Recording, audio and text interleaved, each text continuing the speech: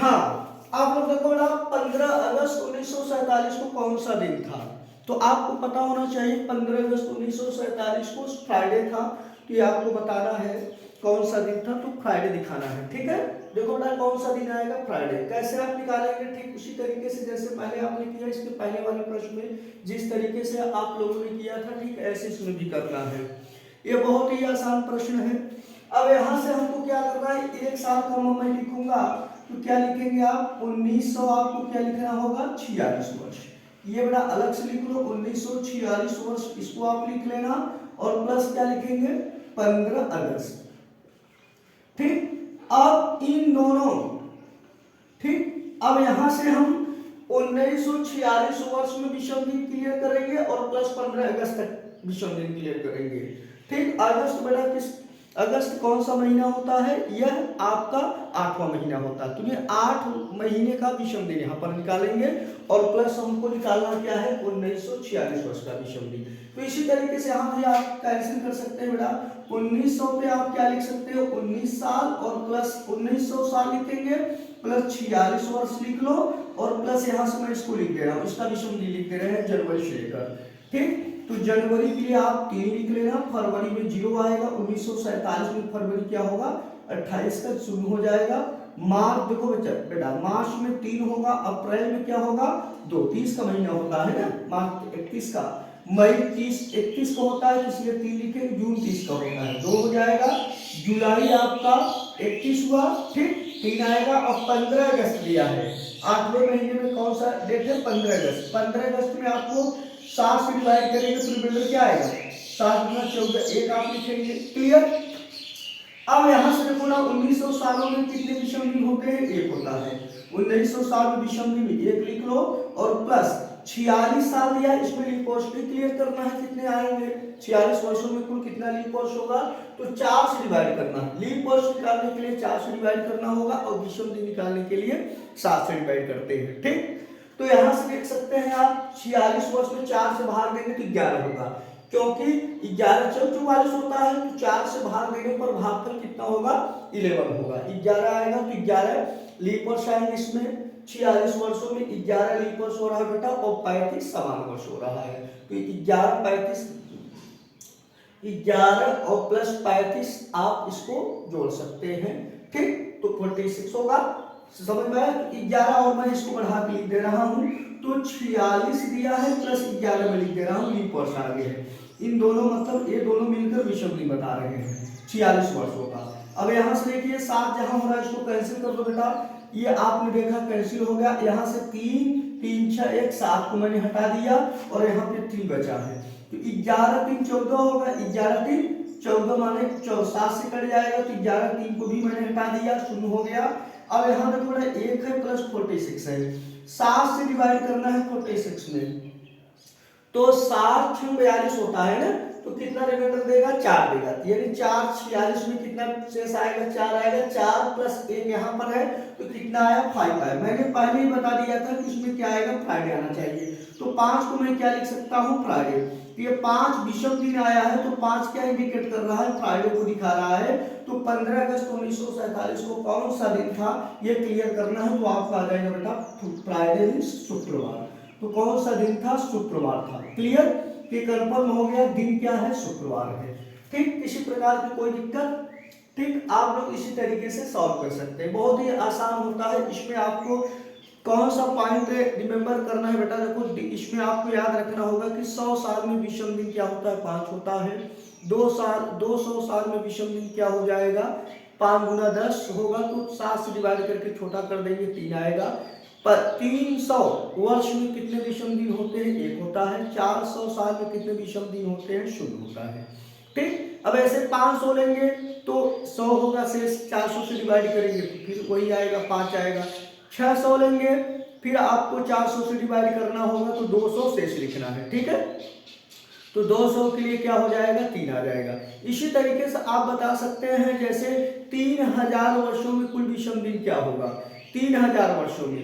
तो देखो बेटा 3000 की अगर मैं बात करूं तो आप ये समझ लेना कि 400 से ही डिवाइड करना है, तो 400 से जब आप डिवाइड करेंगे तो कितने बार जाएगा 7 बार। 4 सत्ते 28, 2800 हो गया, तो 200 शेष आपको लिखना है। 200 ईयर्स क्या आ जाएगा, रिमाइंडर। तो 200 वर्षों में विषम दिन क्या होता है आप ऑलरेडी जानते हैं, क्या होता है, 3 होता है। इस तरीके से 3 आ जाएगा।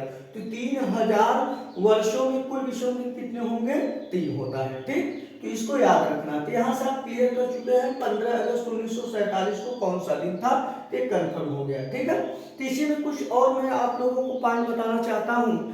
जैसे देखो बेटा, यहाँ आपको एक बार मैं बता चुका हूँ, फिर से मैं रिवाइज कर दे रहा हूँ कि समान वर्ष में बेटा पहला और अंतिम दिन बराबर होता है। जो दिन पहले दिन होगा वही दिन अंतिम दिन होगा। जैसे 1 जनवरी को जो दिन आता है समान वर्ष में, वही दिन आपका 31 दिसंबर को पड़ता है। 1 जनवरी वर्ष का प्रथम दिन होता है, 31 दिसंबर जो होता है वर्ष का अंतिम दिन होता है। क्लियर। और लीप वर्ष में क्या होता है बेटा कि जब अगर कोई वर्ष लीप वर्षों में है तो उसमें पहला दिन और अंतिम दिन में बेटा 1 दिन का डिफरेंस होता है। यानी अगर पहले दिन अगर आप मान लो मंडे आ रहा है, 1 जनवरी को अगर आपका मंडे पड़ रहा है, तो उसी वर्ष में जो है अंतिम दिन मतलब 31 दिसंबर को कौन सा दिन पड़ेगा, ट्यूसडे हो जाएगा, मंगलवार। क्लियर।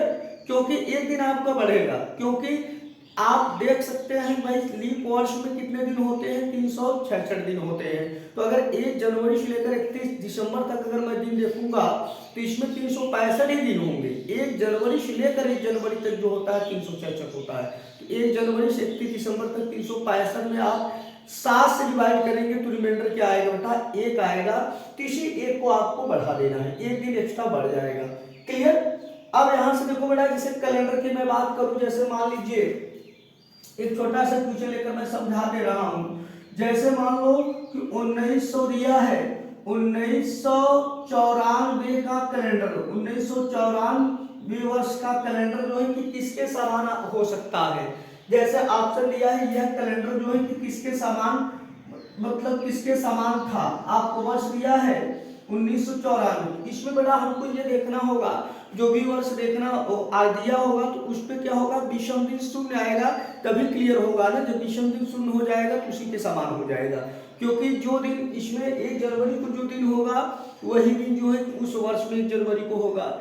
इस वर्ष में जो 15 अप्रैल का दिन पड़ेगा वही मतलब वही दिन आपका उस वर्ष में 15 अप्रैल को होगा। इस तरीके से हम कर सकते हैं कि समान कैलेंडर होगा। ठीक, जैसे मैं ले लेता हूं, अब जैसे दे दिया है 2000 दिया है, 2001 दिया है,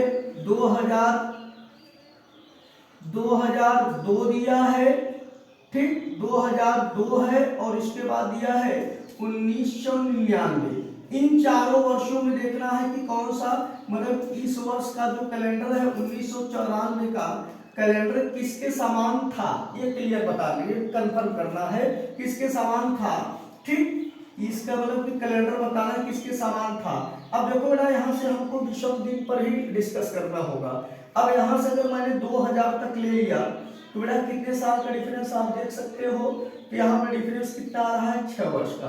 तो 6 डिफरेंस आया। इसमें लीप वर्ष देख लो बेटा, लीप वर्ष कितने हो रहे हैं भाई, 1900 देखो 94 से अगर आप देखेंगे 95, 96, 97, 98, 99, 100। तो यहाँ से बेटा देखो, यहाँ से मैं देखूंगा तो एक आपका क्या हो जाएगा, क्लियर। इसमें 96 जो होगा यह आपका लीप वर्ष है, इसमें 1 दिन बढ़ जाएगा। क्लियर। तो 6 वर्ष का डिफरेंस तो है ही है, लेकिन यहाँ पे बेटा ये चीज हमको क्लियर करना है, 6 वर्षों में इसका 2000 वाले में क्या होगा, विषम दिन शून्य हो जाएगा। इसलिए यहाँ पे हम 5 ही लिख सकते हैं, 5 ही लिखना होगा। क्लियर, 5 ही लिखेंगे क्योंकि 2000 में विषम दिन क्या होता है, शून्य होता है। क्लियर, इसका विषम दिन आपको 0 लिखना होगा। इस तरीके से हमारे पास क्या आया, 5 वर्ष हुआ। इन 5 वर्षों में एक लीप वर्ष आया है, 1 दिन बढ़ेगा तो 6 हो रहा है, विषम दिन शून्य नहीं आया, इसलिए ये नहीं हो सकता।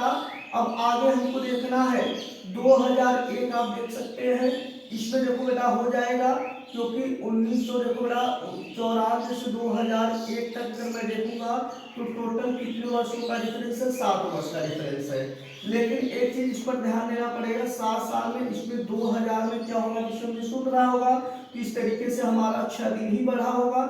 6 वर्ष में लूंगा, 1 वर्ष में यह 2000 में विषम दिन 0 होता है। क्लियर। तो इसी में आपको देखना है कि लीप वर्ष कितने आए हैं, सिर्फ एक वर्ष है, 96 है, ठीक है, 1996 1996 लीप वर्ष है, इसलिए एक दिन एक्स्ट्रा बढ़ेगा, तो यहाँ पे क्या हो जाएगा विषम दिन बेटा, शून्य आ गया ना, इसको काटेंगे तो जीरो ही शेष आया है, तो यहाँ पर विषम दिन शून्य आया। इस तरीके से इसका जो कैलेंडर होगा बेटा 2001 के समान था। 1994 का वर्ष का जो कैलेंडर बना था यह 2001 के कैलेंडर के समान था। तो इन चारों ऑप्शन में से आपको सेट करना था, तो इस तरीके से आप समझ गए हैं। तो हमको कहीं न कहीं विषम दिन पर ध्यान देना होता है, ठीक। विषम दिन निकाल कर मैंने सेट कर दिया, यदि शून्य आ रहा है तो कैलेंडर उसी के समान हो जाएगा। क्लियर, आप इसे अच्छी तरीके से समझ गए होंगे, ठीक। यहाँ से प्रश्न बन जाता है, तो ऐसे ही प्रश्न पूछे जाते हैं एग्जाम में, तो ऐसी तरीके से आप विषम दिन निकालकर क्लियर कर सकते हो, ठीक। अब जैसे पूछ लिया गया कि 1 अप्रैल 2001 को सोमवार है, ठीक, 1 अप्रैल 2001 को सोमवार था मान लीजिए, तो 1 अप्रैल 2020 को कौन सा दिन रहा होगा। तो इसमें क्या करना है बेटा, देखो सेम डेट सेम मंथ दिया है, तो आप वर्षों का डिफरेंस कर लेंगे। 2001 से 2020 तक कितने वर्षों का डिफरेंस है, 19 साल का अंतर है। तो इन 19 साल में बेटा ये देखना है कि कितने लीप वर्ष आएंगे। 19 साल में तो 4 साल डिवाइड करेंगे तो 4 पचे 20, 19 में कितना आ रहा है, 4 आ रहा है, 4 चौका 16, लेकिन ये ध्यान देना है 2020 होगा, क्योंकि 1 अप्रैल से दिया है उसका भी लीप वर्ष आप ऐड करेंगे। इस तरीके से इसमें 5 लीप वर्ष होंगे, क्योंकि 1 अप्रैल 2020 दिया है, तो इस तरीके से क्या करना है, एक लीप वर्ष इसमें और जोड़ेंगे, तो यहाँ से 19 और प्लस 5 लीप वर्ष इसको जोड़ेंगे तो 24 हो जाएगा। 24 में 7 से जब आप डिवाइड करेंगे तो रिमाइंडर क्या आ रहा है, 3 आ रहा है। क्लियर, रिमाइंडर क्या है, 3 है। तो 3 जो 1 अप्रैल 2001 को जो दिन था उसी में 3 जोड़ देना है। अगर 1 अप्रैल 2001 को अगर मान लो शुक्रवार था, तो या तो उसी में आप क्या करेंगे, 3 जोड़ेंगे, तो शुक्रवार में जब आप 3 जोड़ेंगे तो क्या हो जाएगा, मंडे, सोमवार होगा, ठीक। कोई प्रॉब्लम, तो यहां से आप लोगों को समझ में आ गया होगा। Thanks for watching.